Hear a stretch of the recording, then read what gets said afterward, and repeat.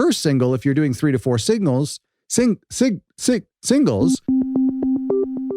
Hello and welcome to a new episode of Other Record Labels. I'm your host, Scott Orr, and today we're going to be talking about the power of lead time when it comes to releasing your records, releasing the records on your record label. I've said record like, 4 times now? Today's episode is coming from chapter 15 of my new book, Record Label Marketing Strategies. And you can get this book on Amazon. You can just search for it on Amazon. You can also get it from our website, otherrecordlabels.com/book.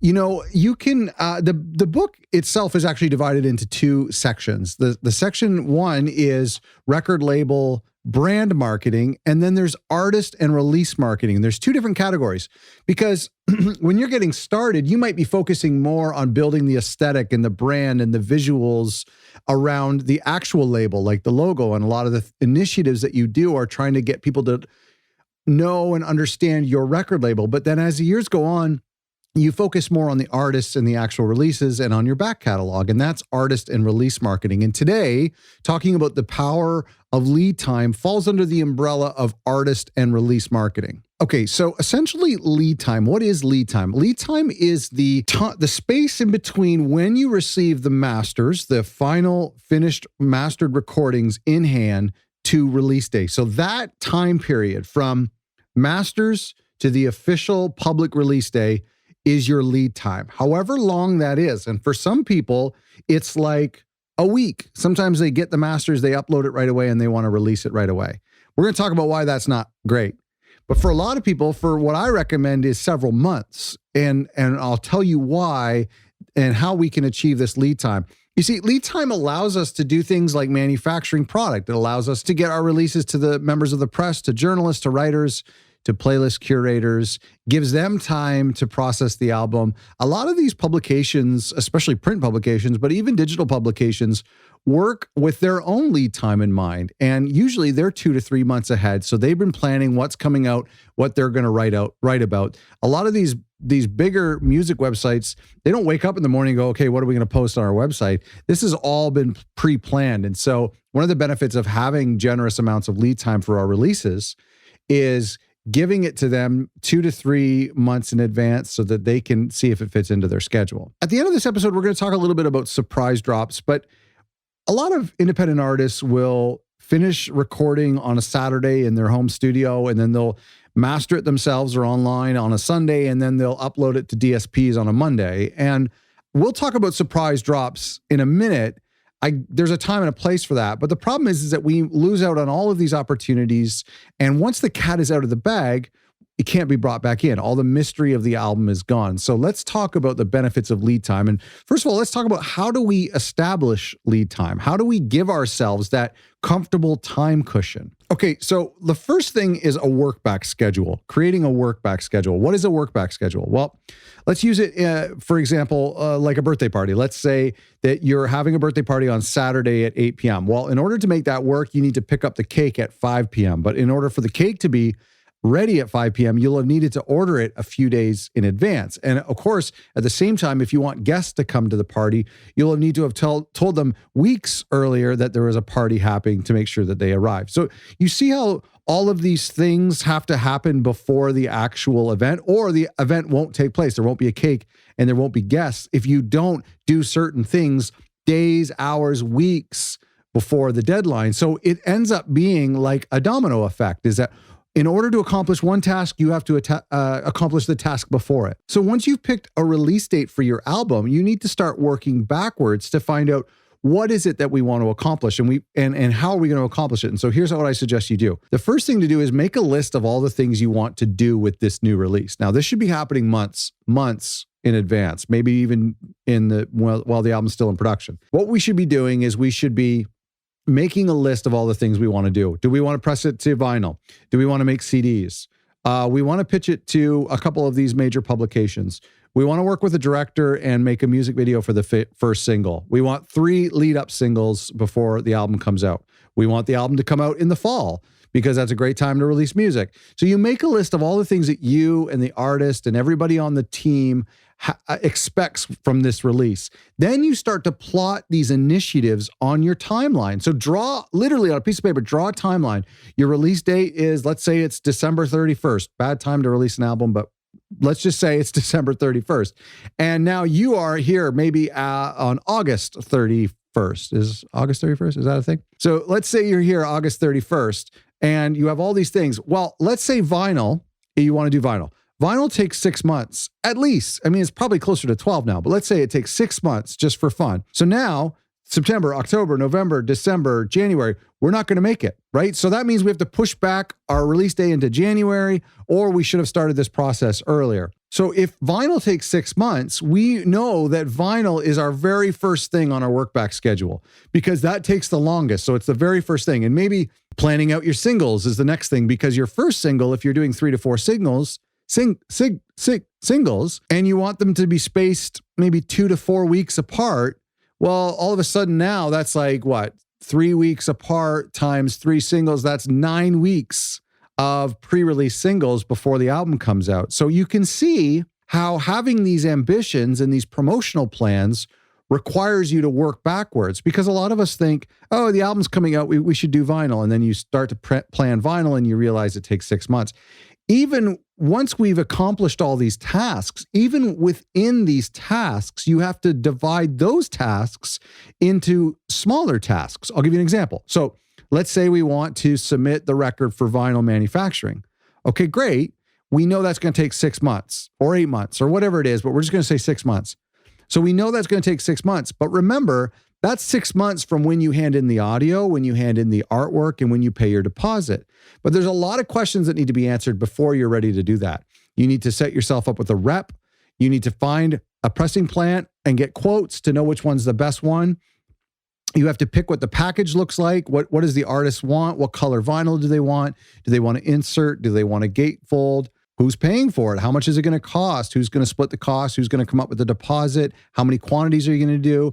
So there's all these questions that need to be answered. And so you might plot manufacturing vinyl on your lead time early on that linear graph, but then you realize, okay, there's actually about 3 to 4 weeks or 5 weeks of decisions that need to be made before that 6 month timeline even begins. So now we're 7.5 months for vinyl. So you can see why this work back schedule is important. I've done a previous episode on work back schedules, and we have a template of it in our marketing course. If you ever decide to check that out, there's a template that you can use. But I think work back schedules are really important. What gets measured gets managed. And so when you start to plot these strategies and objectives on a timeline, you realize, whoa, we don't have enough time to do this. And it really dictates what you're able to do and what you're not able to do for your new release. Now, we're talking about lead time, right? And we're talking about this window from when the masters are here till release day. But the second piece of advice I want to give you that will help you build in a nice time cushion into your release plan is to start the campaign early, or to start preparing for the campaign early, like super early, really early in the process. I did this episode interview with Phoebe Bridgers' team talking about, we had this series called Release Roadmaps. You can check it out by going to otherrecordlabels.com/roadmap. And I got to talk to their team about preparing for her latest release, which ended up becoming Punisher. And like a half a year or more before the album came out, they met with her in the studio while she was still working on the album to talk about what her plans were for the album, what she had in mind for artwork, what was the first single. They were going to listen to some of the songs. And so if we want to build out this nice time cushion or lead time cushion for our album releases, we should be starting this conversation really early in the process. Conversations with your manufacturing rep. If you want to do merch, start to get quotes. It is never too early to start this process. You can get a rep at a pressing plant or a rep at a merchandise plant and start to talk about things. You can get that months in advance. You don't have to be ready to put a down payment on right away. They'll start to work with you and inform you on the process months and months in advance. It's best to start the conversation about artwork and track listing and album titles and the promotional expectations that the artist has of their label for this new release. Do all that during the recording phase, during the writing phase. As an artist is starting to work on their next album, begin those conversations early. Don't wait until the masters are in hand. And finally, number 3 is to delay your release announcement. If you're patient enough, it's best that you wait until your test pressings are in hand before you announce to the public when this new release is going to come out. And if you're releasing just digitally only, wait until the album is at least mastered until you announce your release date. Now, of course, you're going to have a release date internally. You're going to know predetermined. We just talked about you do it during the recording phase. So you're personally, and the artist and everybody on your team are going to know when you hope to release this. But don't announce that to the public because something could go wrong. In fact, a lot of things will go wrong. In fact, almost everything will go wrong in the manufacturing. There could be something wrong with your test pressings on your vinyl. That's happened to me before. The artist could take a really long time deciding the album cover. That's happened to me before as well. Things like your mix engineer or mastering engineer could be backed up with other projects and your project gets delayed. That's happened to me as well. So there's all of these things that could go wrong, or not necessarily wrong, but they're just things that delay the process. And if you've prematurely announced your release date to the public, then you need to walk that back sometimes or miss that date. And that's really unprofessional. At best, it just makes you and the artist look disorganized, but at worst, it's unprofessional. We don't want to do that. So just delay releasing or announcing your release date until you either have stuff in hand or you really know that you're going to meet your deadline. You can't be too early when you start preparing for an album release and building out and having lots of lead time. Listen, there's really no harm in having tons and tons of lead time. Benjamin Franklin said, failing to plan is planning to fail. So it's really important that this lead time ultimately is up to you, but the more lead time, the better. Now, I have 2 caveats before I let you go. You're probably thinking, hold on, Scott, this sounds great, but there's a couple of questions I have. 2 of them are probably this. Number 1 is the surprise drop. A few years ago, many years ago now, it was in 2012, we surprise dropped an EP at my label that was a tremendous success. I think it was Sunday evening. We announced that a debut EP by an artist that a lot of our fans had been anticipating was going to drop Tuesday morning. This was back when new release day was on Tuesdays. And so it was Sunday evening and we announced that Tuesday, or maybe it was Friday we announced it. Doesn't matter. It was within a couple of days that this album was going to drop on streaming platforms, available on CD. So we kept it a secret. Nobody actually knew that we had recorded this record and that the artwork was done. CDs had been made, had been uploaded to the DSPs, and it was a tremendous success. So I understand. And by the way, we did this before Beyonce, before Frank Ocean, before a lot of celebrities were doing these surprise drops. They don't happen as much anymore, but I think there is still something to it. All of the promotional strength is contained within that element of surprise. And so what gets you a lot of attention is the fact that it's a surprise drop. However, once everything has been released, then you miss out on those opportunities to do things like pre-release singles. You can't submit pre-release singles to Spotify for Artists anymore. You could do just the one, but if you're not pre-dropping singles ahead of time, then you can't submit each one of those singles to Spotify for Artists, which gives you just multiple chances to land a cool playlist. So doing a surprise drop of the album is like a jet just taking off, where a regular album release is like a plane, taxiing along and then doing the slow liftoff. And so there's a place for both. I probably wouldn't do a surprise drop anymore for a major release. I've done it on my own release in 2013 after that 2012 EP was so successful. And it was cool, but that was before streaming was ubiquitous and before we could submit to Spotify for Artists, before that even existed. So nowadays, I don't think I would do it on a full-length album, especially like a really proper release. I would do it on a special EP. I'd do it maybe on a holiday EP or a live EP, or I'd surprise drop a single because it doesn't matter. That's kind of a cool thing to do.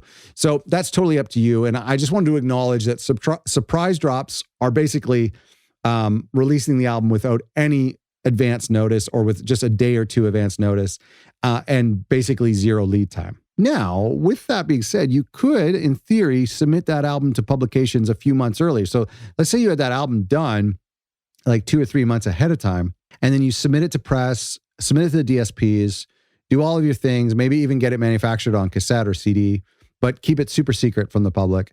And then on Friday, you surprise, or the Thursday night, you say, hey, new album's coming out tomorrow. It's available in all these formats. The press write about it on Friday. It's released on streaming. That could have a cool effect. So you're combining lead time, but you're doing it secretly.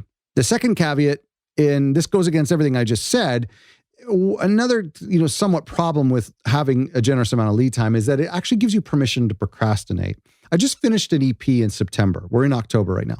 I just finished an EP in September that I'm going to release. I was going to release it in November, but I have some things going on in November, so I'm pushing it all the way to the end of January.